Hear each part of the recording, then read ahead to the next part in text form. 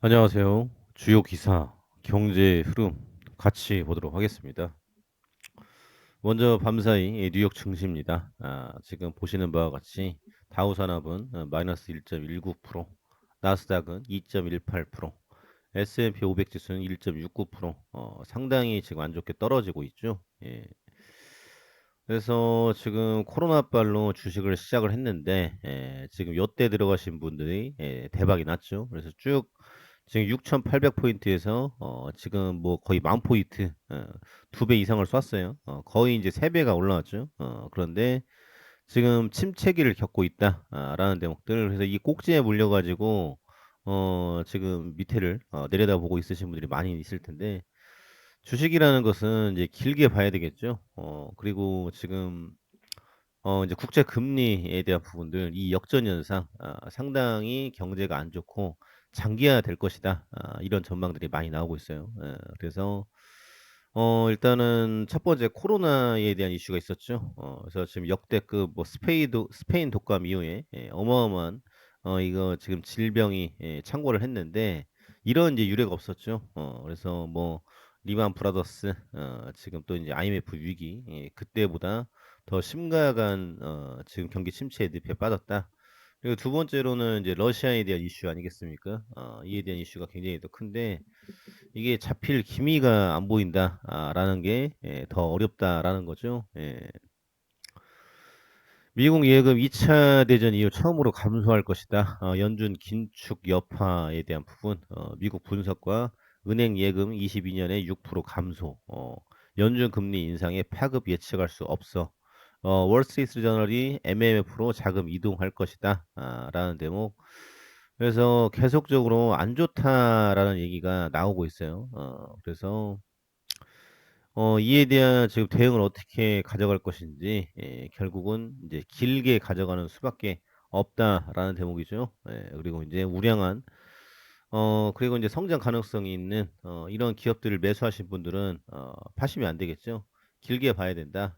특히 인제 삼성전자 같은 경우는 지금 매출이 잘 나오는데 주가가 못 가고 있어요. 그런데 지금 이거는 이제 외국인들이 손을 털고 나가기 때문이죠. 그래서 어느 시점에는 또 들어올 겁니다. 그래서 이미 뭐 "팔 만큼 많이 팔았다." 라는 지금 상황인데 우리 증시, 미국 증시 모두가 다 어렵다 라는 대목들 그래서 긴 호흡으로 바라보자. 그리고 인제 금리 인상을 한다고 해서 증시가 안 가는 게 아닙니다. 역사적으로 지금 양적 긴축에 대한 부분들 이걸 가지고서도 많이 올라왔어요. 그래서 이 지금 러시아발 공급난 그리고 인제 코로나발 지금 물가 폭등 뭐 등등해서 이게 어느 정도 시점에는 잡힐 겁니다. 그러면은 좀 올라가 주지 않을까. 그래서 좀 긴 호흡으로 봐야 될 것이다. 코로나 막다 굶어 죽겠다. 봉쇄 공포. 중국 식료품 사재기 열풍. 그래서 지금 중국은 제로 코로나 한다고 우리 코로나를 피해갈 수 있을까요? 그래서 아주 지금 시대착오적인 생각을 하고 있는 것 같은데 이래 가지고 지금 종신 집권 세레모니를 세게 할 수 있을지 모르겠어요. 시진핑 주석에 대한 부분이죠. 그래서 중국 내에 지금 이제 반정부 시위 이런 거 비슷하게 나오고 있다. 근데 인제 공산국 국가는 아시겠지만 시위 세게 하면은 잡아 죽이니까 이걸 못 하는 거예요. 그래서 독재 정권의 민낯을 보고 있다. 북중러에 대한 부분들. 중국 상하이 봉쇄로 지금 공포가 확산이 되고 있고 먹을 게 없다. 그래서 지금 문 열고 뛰쳐나가다 걸려 가지고 또 이제 잡혀가고 이제 이런 이슈도 있죠. 그래서 공안들이 순찰 통제 등 봉쇄령 강화. 중국 방역 정책 과학적이다. 그래서 아주 금메달감이다. 이런 얘기인데 금메달 얘기가 나와서 그러는데 어제 지금 최민정 지금 어마어마하죠. 어제 쇼트트랙 세계 선수권 이제 보신 분들도 있으시겠지만 못 보신 분은 유튜브에 영상 많이 있습니다. 그거 보시면 좋을 것 같고 엄청난 지금 차이가 벌어졌었는데 막판에 역전을 했어요. 그리고 인제 곽윤기 선수 등등해서 5,000 미터 남자 계주도 금메달을 땄죠. 그래서 굉장하다. 그래서 어제는 또 이제 손흥민 선수가 해트트릭 기록하고 우리나라가 굉장히 또 '스포츠 강국이다.' 라는 대목들 그래서 지금 아주 선전을 하고 있는데 지금 이제 코로나 러시아 전쟁발로 상당히 지금 어려운 국면에 처해 있다. 라는 부분들 이거를 지금 어떻게 막아낼 것인지 상당히 오래 갈 것 같다. 이런 생각이 듭니다. 그러면서 지금 6.25 때 어제 젤렌스키 대통령 화상 연설이 있었죠. 예. 그래서 여기에서 지금 요청한 게 고려인 마을에 좀 들어가서 살게 해 달라. 그래서 난민으로 좀 받아 달라. 그리고 거기에서 직업을 좀 구해서 지금 먹고 살 수 있게끔 해 줘라. 그리고 전쟁 끝나면은 한 50% 정도는 돌아오고 싶다. 이런 얘기인데 그리고 인제 신궁을 좀 빌려 달라는 얘기거든요. 빌린 게 아니라. 그래서 살상무기 인제 제공을 요청을 했는데 이거는 거절을 했어요, 정부에서. 그래서 탱크 전투기 보내 달라. 그리고 이제 당신들도 6.25 때 50 년도 때 미국이라든지 다른 우방국이 도와줘 가지고 이렇게 기적을 일군 거 아니냐. 그렇기 때문에 좀 도와달라. 그리고 지금 러시아가 우리나라 치고 있지만 전 세계를 먹으려 하는 것이다. 라는 부분들 우리가 대신 싸워 줄게. 무기, 돈 좀 보내줘. 이런 얘기죠. 그래서 우크라이나 전쟁이 참으로 안타깝죠.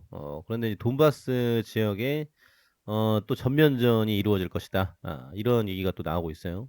그래서 굉장히 지금 어렵다. 그래서 우크라이나 이 전쟁에 대한 이슈가 어떻게 해서 끝날 수 있을 것인지 상당히 지금 오래 걸리는 싸움이 되지 않을까 싶어요. 그런데 분명한 것은 푸틴이 핵은 안 쏠 것 같습니다. 핵을 쏘면은 크렘린 궁에도 핵이 한 두세 방 정도 떨어져요. 그래서 지금은 핵을 너무 많이 갖고 있는데 과거 우리나라는 뭐 이제 행운이다라고 볼 수 있겠죠. 일본으로부터 이제 해방을 했으니까. 그래서 우크라이나 지금 전쟁에 대한 부분들이 빨리 끝나야 된다. 모든 사람들이 바라고 있다. 근데 상당히 시간이 걸릴 것 같다. 이렇게 이해를 해두시면 좋을 것 같고요. 그래서 지금 밤사이 셀트리온 기사입니다. 셀트리온 헬스케어, 캐나다의 고농도, 저용량 구연산, 라텍스, 휴미라, 바이오시밀러, 유플라이마 출시에 대한 이슈가 나왔죠. 그래서 지금 이 시장 규모가 25조 규모고 글로벌적으로 굉장히 또 선전을 하고 있다라는 거예요. 그래서 캐나다에서 이용 가능하며 캐나다 의사들과 그들의 환자들을 위한 새로운 치료 옵션을 제공한다. 아달리브와 바이오시밀러에 대한 부분이죠. 예. 그리고 이제 캐나다, 이제 북미 아시겠지만 캐나다하고 미국에서 굉장히 지금 셀트리온 시밀러 많이 사가고 있고 뭐 램시마이스씨 같은 경우 신약 취급을 해주며 굉장하게 잘 팔리고 있다라는 부분들 앞으로도 이제 성장 가능성이 있다라는 거예요. 그래서 지금 뭐 시밀러대로 팔고 신약은 신약대로 또 개발을 해야 되겠죠. 그래서 캐나다 보건부로부터 마케팅 허가를 받았다. 그래서 이 류머티스 관절염, 그래서 지금 성인 크론병, 대장염 이런 것들을 이제 치료해 준다라는 거죠. 저렴한 데다가 고농도 그래서 지금 굉장히 또 탁월하다. 규모의 경제를 갖추고 있다. 그래서 지금 미국과 유럽에서 아달리무밥에 대한 부분인데 계속적으로 이에 대한 판매에 대한 가능성이 크다라는 대목이죠. 그래서 유플라이마 유럽 허가 추가 획득 25조 원 시장 공략에 대한 부분. 그래서 이게 지금 두 달 전에 나온 기사인데 기존보다 2배 커진 80mg 유럽 판매 허가 추가 획득. 그래서 셀트리온에 대한 기술력은 계속적으로 뻗어나가고 있다. 근데 이제 주가가 문제죠. 주가는 굉장히 복합적인데 가장 중요한 건 경영진에 대한 의지가 제일 중요하다. 그리고 지금 뭐 상황이 뭐 워낙 안 좋다 보니까 이런 식으로 흘러갈 수밖에 없다. 그래서 지금 코로나 이슈, 전쟁에 대한 이슈 이 두 가지 이게 잡혀야 어느 정도 올라갈 것이다. 그래서 지금 5월에 양적 긴축 얘기가 돼 있죠. 그래서 5월 이제 이 이슈가 선반영이 되면은 그 이후에는 좀 올라갈 것으로 예측이 됩니다. 역사적으로.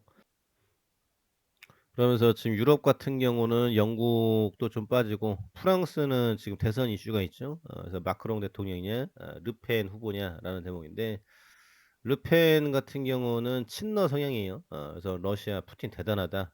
그래서 지금 엄지척을 올리고 이런 상황인데 지금 현재로서는 지지율이 마크롱 지금 현임 대통령에 대한 지지율이 높죠.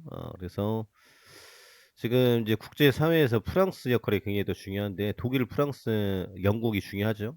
그런데 지금 이제 지도자가 누가 되느냐 굉장히 중요할 것이고 유럽 연합 가입 그리고 앞으로 지금 이 전쟁에 대한 이슈를 어떻게 잡아나갈 것인지 G7에 대한 역할도 굉장히 중요하다. 참고해 두시면 좋을 것 같습니다.